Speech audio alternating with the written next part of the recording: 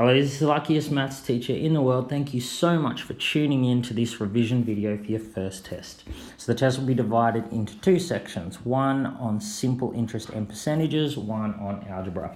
So let's first go through simple interest and percentages. So if we start with percentages, hopefully you know by now that percent actually means per 100. It's just another way to write fractions whose denominator is 100. So for example, 20% is the same as 20 over 100. So if we want to find a percent of a quantity, for example, let's say we wanted to find 30% of 70, all we need to do is write the percent as a fraction and then multiply it by the quantity, and you can use your calculator for that. Easy as.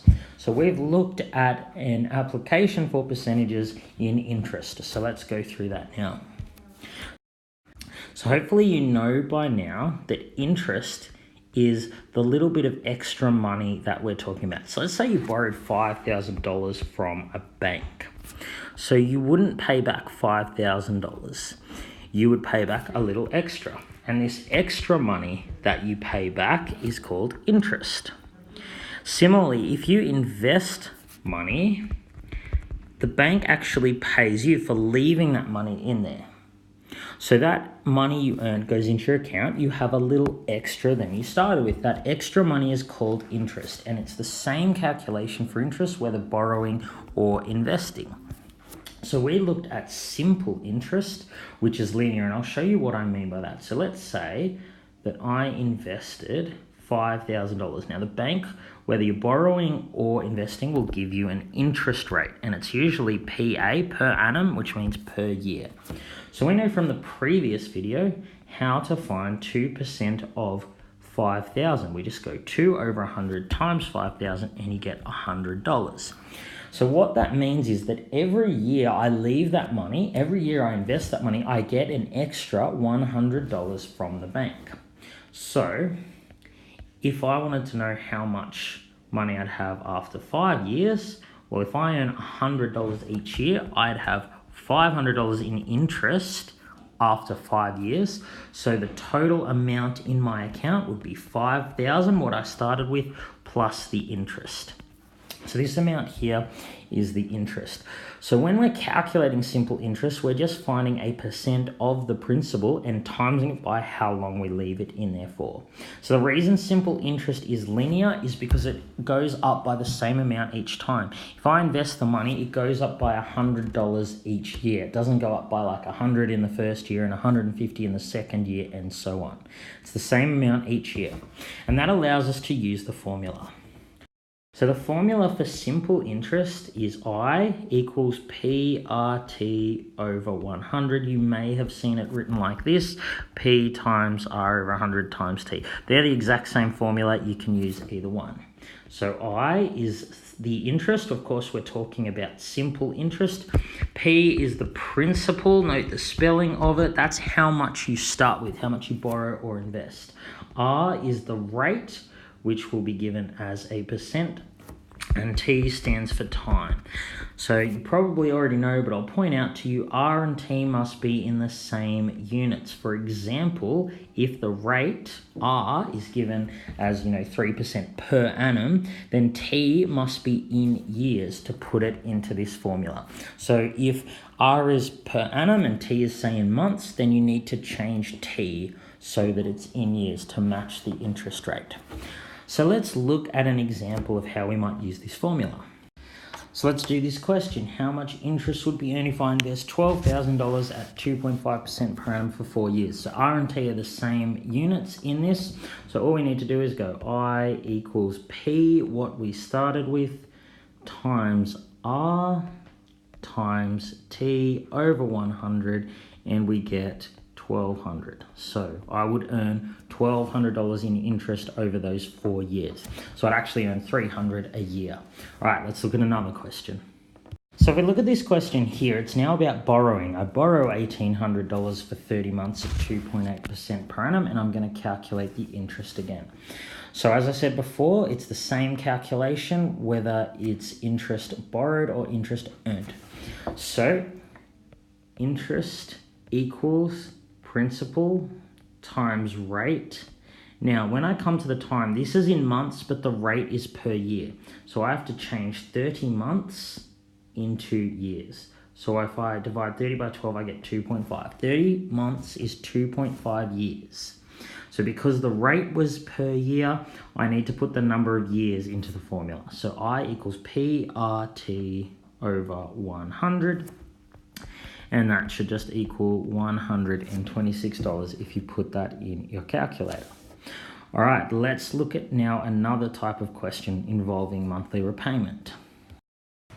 So again, here we're borrowing $6,000, 8% per annum for 5 years, and I want to calculate my monthly repayment. So in order to calculate the monthly repayment, you need to figure out exactly how much you'll pay back. Of course, we're not just going to pay back $6,000, we've also got to pay back the interest. So using the formula, I equals P times R times T. R and T are already in the same units. Divided by 100, I should get 2,400. So that's how much interest I must pay back. So the total amount I will owe is the original amount, the principal plus the interest. A lot of people, what they'll do is they'll say, okay, 2,400 is the interest, just divide that by the number of months. Well, no, you have to also pay back the principal. So I've got to pay back 8,400 in total. So my monthly repayment, which I'll call M, is just the amount I pay back over the number of periods. So if I'm paying back monthly for 5 years, there are 5 times 12 or 60 months, and you should get 140. So I would need to pay back $140 to pay off the loan in that time.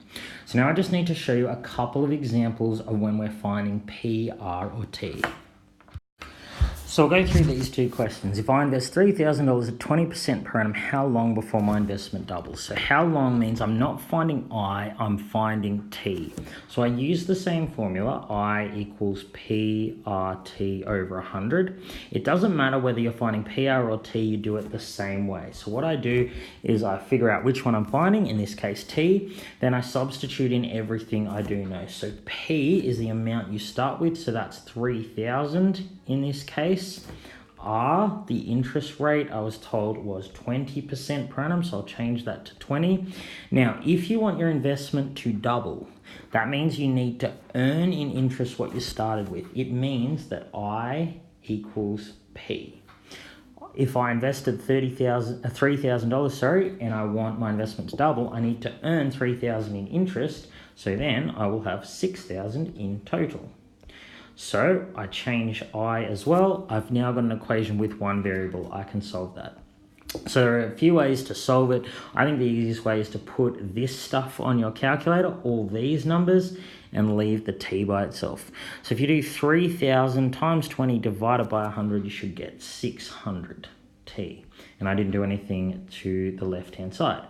So 600 times T, the way I undo timesing 600 is dividing by 600. So I go 3,000 divided by 600, which is 5.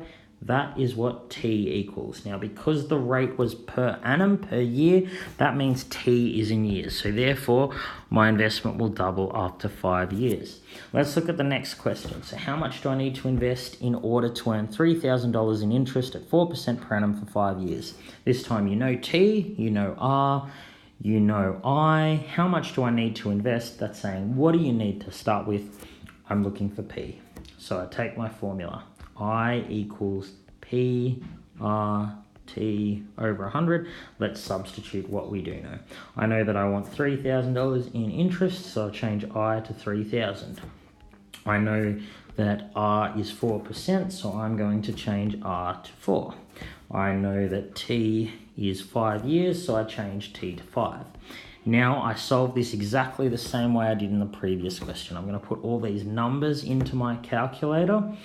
And if I do that, I get 0.2. So I've got 3,000 is 0.2p. How do I undo? Timesing by 0.2, I divide by 0.2. So p will be 3,000 divided by 0.2, which is 15,000.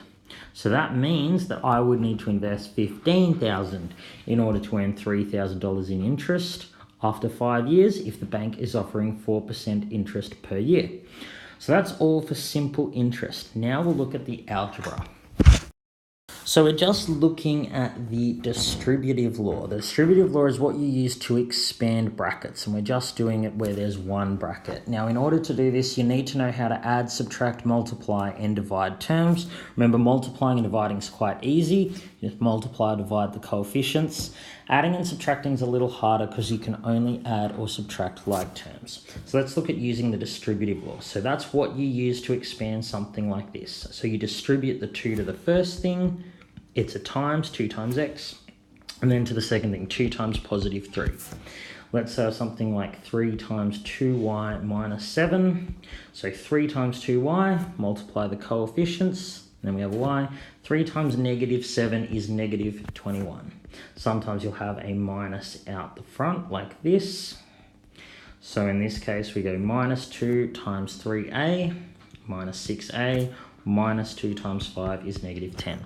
Now, sometimes you will need to expand more than one bracket and then simplify. So you might have something like 3 times 5x minus 8 minus 4 times, say, 2x minus 3. So expand them one after the other. First bracket, 3 times 5x, 3 times negative 8. So this isn't a 4, it's a negative 4. Negative 4 times 2x, and then negative 4 times negative 3 is a positive 12. So now we have to collect like terms. These two terms here have x's. This second term is not 8x, it's minus 8x. So 15x minus 8x is 7x. Minus 24 plus 12 is minus 12, and that's the final solution. You can't add these two terms. One has an x, one doesn't. They are not like terms. Make sure you know how to do questions like this. People seem to get mixed up with things like this, like 18 minus x minus 3. So this isn't 18 times what's in the brackets, it's 18 minus what's in the brackets. So we need to do the brackets first. So we're going to leave the 18 as it is. When you have just a minus out the front, it's the same as having a minus 1 out the front. And multiplying by minus 1 means change the sign. So when I have a minus out the front like that, I just change the sign of everything that's in the bracket. So this x becomes a negative x, this negative 3 becomes a positive 3. Now I need to collect like terms again. 18 and 3 are like terms. The x is not, so I'll leave it as it is. And then I'm done. Make sure you know how to do those. We'll just do 2 worded problems involving the distributive law now. Let's look at this question here. Pick 2 numbers, one is 5 more than the other, and we're going to write an expression for their product in both factored and expanded form. So I'm going to start by letting x equal the smaller number. So if x is the smaller number and the other number's 5 more than that, x plus 5 will be the other number because it's 5 more than x. So their product is just x times by the whole thing, x plus 5. So this is factored form because it's the product of factors. X is a factor, x plus 5 is a factor. It's something times something.